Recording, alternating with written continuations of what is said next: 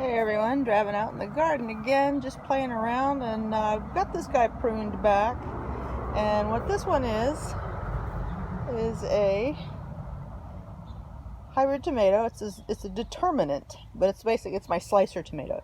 So they say that you're not supposed to prune, as in remove the suckers. Let's see if I can find one. Yeah. So like here you have this Y junction, and then out of the Y junction is a this little piece is called a sucker. And there's another one right there, starting it. They say you're not supposed to prune the suckers off of a determinant. So I don't know if you remember my zucchini. My zucchini is about waist high, or actually about chest high at this point. My tomato is bigger, so he's over 4 feet. Actually, he's over 5 feet at this point. He's almost up to he's over my chin. So, and I'm 5'8", so it is a tall plant. But as the leaves have turned in any way, started to yellow or spot or something like that, I just pulled them out, and that left this completely open. So you can see how many tomatoes this plant is producing. They're all good sized tomatoes. Let's see. So yeah, and because I did not trim the suckers, you can see how this thing forks all over the place. You can see it's not one base down there. There's actually 3 different base stalks coming out of the root system up here. I have been, like that little sucker here, I don't want him to grow. He's too low. So let's get rid of that guy. So what I'm trying to do here is not only keep airflow up, because tomatoes, if they don't have good air movement, they will hold moisture in and just all kinds of things happen to them. You can see that this guy, see the white spots on the branches.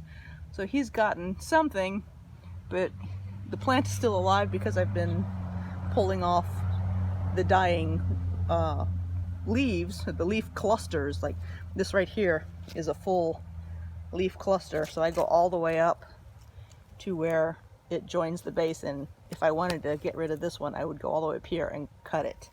So you can see there where I've cut the full leaf branch off and left the tomato branch on to give me this massive cluster of tomatoes. Well, I think one of the other benefits that I'm discovering for having the plant, I guess, pruned like this or kept back so that way you can see through it, is that, see, I've still got little blooms coming in because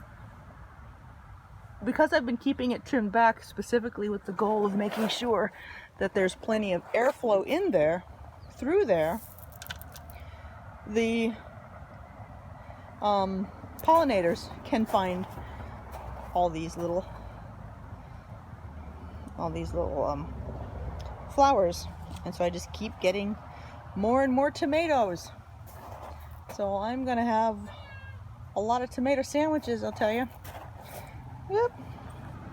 Hello, Wedge. Hello. You want to be picked up? Okay. That's my cat. Okay. So anyway, just wanted to share that with you and see that's, even though you're not supposed to prune the suckers off of a determinate, they can still get pretty darn big, and just because you're not pruning the suckers off doesn't mean you can't, or you shouldn't still prune it in terms of getting rid of the dead leaf branches or the dying and sickly leaf branches to ensure that the whole thing remains healthy, strong, and producing. So anyway, my thoughts for the day. Enjoy your garden.